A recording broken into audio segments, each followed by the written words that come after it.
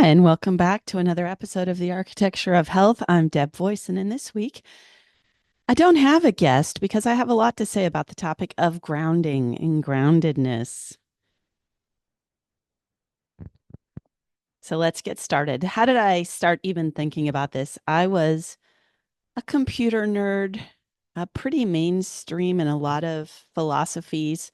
So, this idea when these spiritual people would say, oh, just let's be more grounded, I didn't understand at all what they meant until I reached such an ungrounded moment in my life where, as my son went through a variety of health challenges, they were just piling up on top of each other while I maintained my full time career and was commuting hours a day. Then I started panicking and chasing after cures, trying 3 different types of treatments a week and a new diet and a new supplement. And I was really spinning. Now I understand that what that anxiety state is sort of the opposite of being grounded. And what's interesting is the moment when this started to shift. It took a woo-woo medical intuitive, not that that's what I recommend for anyone. At the moment, though, it really changed how I thought about things when I'd said, gosh, I just don't understand with all this chemical sensitivities, food allergies, dental problems, Tourette's, autoimmune disease. I was like, geez, I just don't know what to do. And I talked to this medical intuitive, and she instantly, without any access to my son, without hearing his voice, talking to him, we were just on the phone, and she sensed some kind of high pitched sound in his room, which led me to take a giant first step towards what later turned out to be an amazing full recovery and a great story, guys. That I'm sure if you've listened to my other episodes, you know a lot of the things that worked. And one of the main things was this grounding. So I didn't just take her word for it. I started looking around like, well, could it be that the solar panel box is there? Could it be the Wi-Fi router is in the next room? Could it be? What could it be? What could it be? And I'm looking around for what could this high-pitched sound be? And I see none. I find none. I hear none. I hire an EMF expert, electromagnetic fields expert that was a friend of a friend to come and measure all the different frequencies. There were 5 different frequency measurement tools that he used. There's microwaves. I can't even remember what they all were. So I was, first of all, surprised that there are all these different types of frequencies to measure. Then I was extra surprised that it was this one dirty electricity measuring tool that found the $9 fan next to the head of his bed was emitting this ghastly, disruptive frequency. We'd had that fan there since he was an infant because problems started right after he was born with a floppy larynx and breathing and not being able to settle at night. So having the white noise of the fan and the coolness of the fan had been something we'd been practicing since he was born. So I was shocked. The other thing I was shocked about is the things that I thought were going to be intrusive and negative. Not at all. The electric car was clean. The router was simple. We just unplugged it at night. We were living in a very unpolluted electromagnetic area, didn't even have cell service, very quiet out in nature. That started a chain, there was a ripple effect, I guess you would say, which was that then his nervous system at night could rest more deeply and heal. So, guys, number one is we need to be grounded when we sleep. The fewer intrusive forces, whether it's unnatural light or whether it's worrying that what time you have to wake up or whether it's a noisy dog, I don't know, but we need our sleep to be uninterrupted. Those phones next to the heads of our beds, guys, I know I want to do it too. Just doesn't work. That was another thing I learned from this expert was just turn whatever you can off. He didn't try to push a bunch of gimmicks on me at all. He's like, actually, most of those gimmicks don't work. But what has some simple tools I've found on my own since then are some grounding bed sheets I got from Amazon for pretty cheap. And then I got a $20 voltmeter to just check that they were actually grounding and that they had a positive effect, that they were actually doing what they were promoted to do. Now, I also bought grounding mats to put under my computers or under my feet when I'm using them. And I wouldn't have realized it was years, maybe a year or two later, that I realized how important this grounding was. I wasn't yet surrounded by great regenerative thought. I was still on that slightly of that belief system that you need someone in a white coat to mask your symptoms. I'm I'm way past that now. But one thing that also happened during that healing journey was, since the things that cured autism were the same things that cured autoimmune disease, which were the same things that worked for so many different conditions, there was a group of people I was in of about 10,000 people who had suffered some kind of side effect from either a vaccine or they had some chemical exposure. There was this group of people, I can't even remember the name of the group. There were like 10,000 people all tossing out, oh, I'm trying this, I'm trying that. Here's my test result. And then I did this. So a bunch of citizen scientists. And I heard about these ionic foot baths. Then I did some research and found this group of 30 families with autistic children, some of them who were 18 had never had the ability to speak. They, under a doctor's supervision, had run their own study for 30 days of using an ionic foot bath, which is grounding, those ions going through the soles of your feet, very grounding, or your palms even. Part of what happens when we are grounded is this exchange of ions between our bodies and the earth. And the place bare feet is the most expected way that a human would have that experience. Well, this device, this AMD foot bath,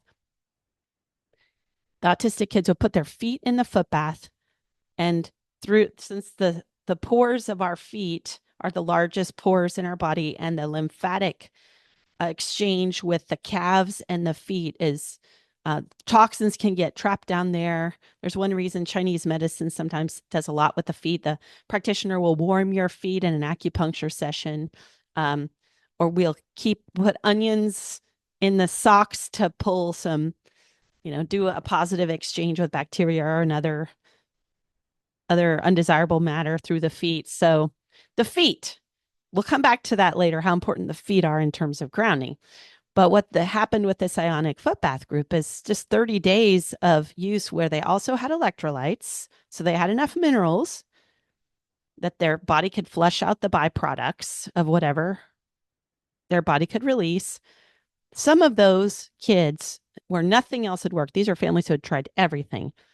Some of those families at the end of that study got completely off the autism spectrum. And I know at least one of the 18-year-olds who had never spoken became verbal. The research was, of course, is blocked and banned. I wonder if this will even get flagged at some point. The medical industrial censorship complex, as not a friend of mine, guys. We all had to go into hiding. If you cured an autistic kid, you better hide. Better move to Mexico. And honestly, some of these people did move to Mexico. So why did I say all that? Grounding. Now, what I learned, though, is this expensive device, because there was a doctor overseeing it, this expensive device is amazing. If you have some major issue and you need a starting point and it's not easy to get and stick your feet in the ground, or if the weather's bad or something, it was an eye opener that those ions could make such, and whatever frequency this particular device put through the water, I saw an immediate shift, and it was easy. I'd just stick his feet in it, do 30 minutes a couple times a week, while he even played video games. And it was noticeable, the improvement. I later learned the technology, no, I would say the science of it. And I'm not telling you, we'll get to what's practical and simple. This was just a science lesson to get myself enough willpower to actually create practices around grounding. So, some people like me, it takes a big crash. It takes spending a lot of money to realize something simple that you can do often is an even better long-term plan. But what happened in this case, I was seeing these great results. I started to use it. I understood where it was easy for mainstream people to criticize the foot baths because the water turns kind of rusty colored because there's rust. There's a metal plate in water. You're running electricity through it. Yeah, rust gets in the water. But also, every person that puts their feet in gets a slightly different film that occurs. And then it's the internal dumping of waste that happens through your urine and feces over the next 3 days. That's an even bigger, that's the main detox pathway. And guys, a lot of modern health problems are clogged detox pathways. We're missing the proper minerals, or we've got an overabundance of something that is interrupting some other process, some molecular mimicry where, if you're low on zinc, your body might grab at nickel because they're so close. So that someone might even have like a quote nickel allergy because they're so low on zinc that their body's desperate and starts grabbing at it. Well, it just doesn't turn out well. So why did I say all this? There's another podcast about minerals, salt, hydration, and minerals you can listen to if you want to go nerd out hard. But getting back to the main story here is when you have enough hydrogen ions, which you get when your feet ground or when your body's touching the earth or you're touching a grounding mat or you're sleeping on a grounding pad. This exchange of ions, when you have oxidative stress, that means there are free radicals, single oxygen. What do you call those? They're not molecules, are they? Are they atoms or molecules? I forgot my physics there. But you have an oxygen. It's more stable paired with another oxygen, O2 oxygen, or it's more stable when H2 hydrogen is bound with a single oxygen. So when you bring in these extra hydrogen ions, these oxidative stress, these free radicals can bond to the hydrogen, and guess what? You either have like hydrogen peroxide or water. These are safe byproducts. These are not like some scary drug that is quote safe and effective that hasn't been tested.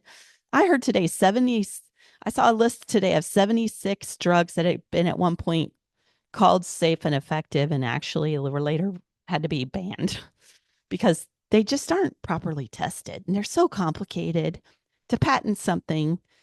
That's a whole different story. So hydrogen ions, safe and effective if there ever was such a thing. It's a hydrogen ion.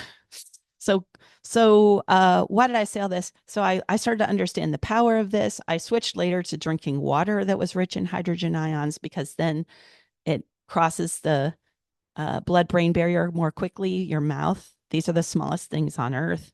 So the nourishment for the brain is detox for the brain is great. But then even easier, because even sometimes I was like, wow, that's an expensive machine. I'm not going to drag it everywhere with me. Even easier, getting these cheap sheets on Amazon and I could check that they worked. Now, one possible way that this could be misleading would be as if you got a grounding mat or a grounding sheet, and if it was plugged into a prong in your third prong in your electrical outlet, but the builder didn't properly ground the electrical outlets when they took shortcuts building, then that could be a false, false positive or whatever, where it wouldn't really be grounding you. So using a voltmeter to check, yeah, I stuck this cord into the third prong of the grounded electrical outlet and I'm touching the mattress or the mat and I'm checking the voltage that it's different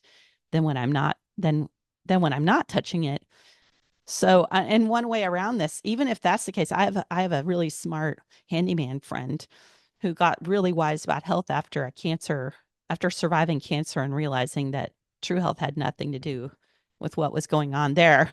Um,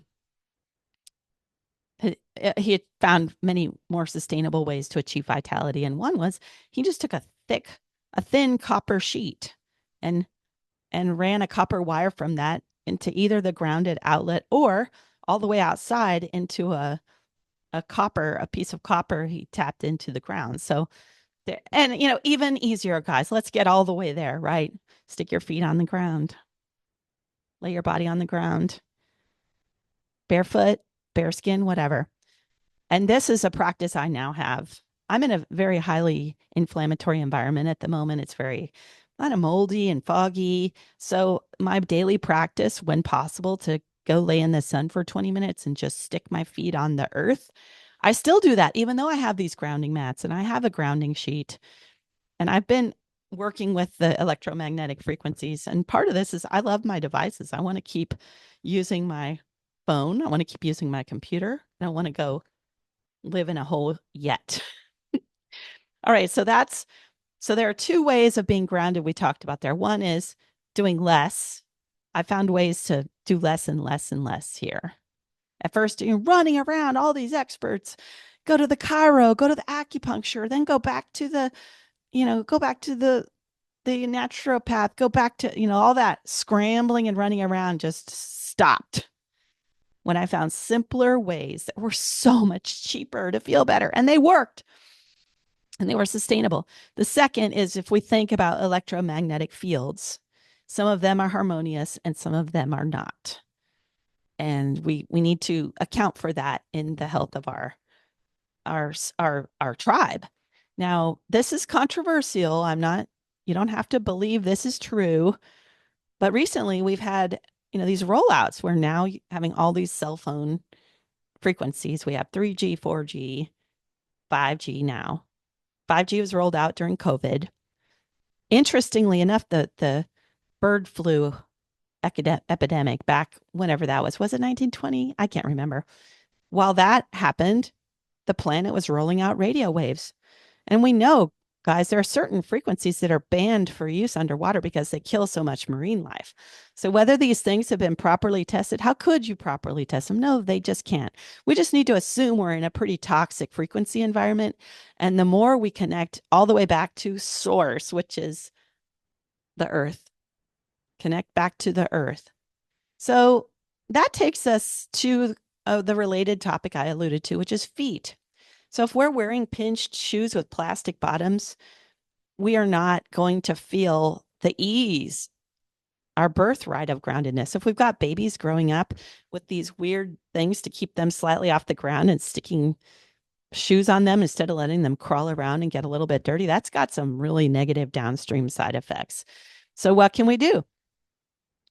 Retrain our movement so that our foot health goes up, and don't wear very wide toe box shoes as you work on then realigning your organically aligned movement. The feet. Here's an interesting thing. Fitness methods that don't improve your integrated foot strength are just patch. They're just patch solutions. All this like getting your core and abs strong. Well, that's a Band-Aid. You get them strong for a second and then you go back to these weak feet and you're splatting out again. Or you have to wear orthotics that make your feet less and less strong and you more and more dependent and less connected to the earth and more connected to man's technology. I honestly, guys, I think the best designer is not a human being. It's all that is. It's God. I know. I never would have said that. I would have been one of those God shamers before. Oh, you're just weak. No, guys, there's all that is. And going back to our beautifully adaptive design and not becoming dependent upon marketing schemes, people who think they're smarter than everyone else. There are a lot of basic things that make us feel more grounded. Now, one thing you can do right now is, where are your feet? Sometimes when we sit in chairs enough, the new ground is the chair. And often we don't think twice about how we're getting into that chair where you end up kind of crooked. Then our feet are kind of rolled out or rolled in or wide. And so one thing you can do as an everyday simple practice is just get your feet on the ground when you're sitting. Make sure one heel's down. Or have both heels down. Better yet, think about how you get into that chair so that your pelvis, the feet of your pelvis, the sitting bones, are the feet of your pelvis really able to meet the earth of that chair. Now, I'm not, there's an intelligent and gradual way to reclaim the power of your everyday movement. But one of the most grounded things we can do is notice how we are. Notice, as like right now, I just noticed I'm holding a mic in one hand. That left side of my neck is getting it's a little tighter at the moment. So I'm going to shift. Notice what is pressing into something and what is relaxed and floating up away from that. Um, so yeah, feet, shoes, ground. Our feet are the main interface with the ground. If in cultures that don't have chairs, their feet are their chair. The low squat is is their chair. Now, am I telling you to suddenly start struggling into some splatted out, potentially damaging low squat? No. There's a pathway to restore our capabilities. There's a gradual adaptation curve to take to any change. So we don't need to reject who and what we are. Now there's a reason we're sitting on a chair. There's a reason that we're living the life that we have. We don't need any self-rejection, but we do when we think about connecting to the earth, we're going to think about, wow, I would, as I get more and more grounded, I will have more and more direct consciousness of how am I interacting with the pressure in my feet? Which brings me to the next topic. I guess this is our fourth, which is touching the ground more often, whether it's bare feet, whether it's your floor, whether it's your hand on the floor, whether it's cultures like in Japan, where they still have their tatami mats. Many people still sleep on the ground. Many people are still doing the deep, primal, relaxed, aligned squat to go to the bathroom. That's a huge cultural difference between a culture where everything is built at chair height. The interesting thing, actually not interesting at all in a way, like it's not surprising at all, I really mean. Of course, Japan, the number of knee and hip replacements per capita is 4 times greater in the United States than in Japan. We don't have to look very far to see the most obvious movement culture differences. And you can't separate movement culture from the culture. The interesting thing about these two cultures is that they both are what would you say? I don't really like the word first world. They're both um, they've both had vital economies, industrialized. I don't know, uh, but there are people there who are computer workers. There are who sit a lot, but they also take public transportation more. A lot. There are fewer problems in populations that are in cities where they have to walk everywhere, go up and down stairs, get on and off trains than an American culture, for example, that's designed around the car. The American culture is designed around a chair because we're a younger generation. So, am I saying throw out your chair? No, I'm saying you can actually ground yourself in your chair, but you can have these aspirations to decide what culture you want to be in. Do you want to be in a culture where so many people are going to be dependent upon invasive surgery with possible, since medical errors and side effects from prescription drugs are the leading cause of death in the United States? I want to protect my tribe from that risk. I want to teach them how you can make a gentle transition back to knowing the earth is the source of all of our um, support. And the how really matters. A lot of people, you could say, oh, it's the activity levels. That's the big difference between people who get hip replacements and those who don't. That's actually not true at all.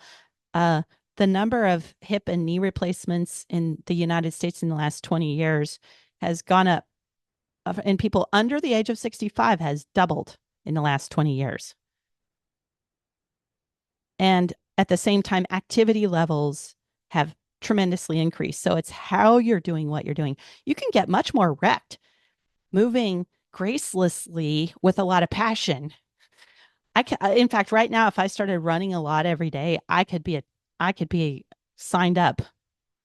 Even though I know a lot about running beautifully from all my injuries, I'm not going to take that risk of doing something poorly with a lot of impact. That's whether it's weightlifting, you can do things very poorly. So why I said that is the how.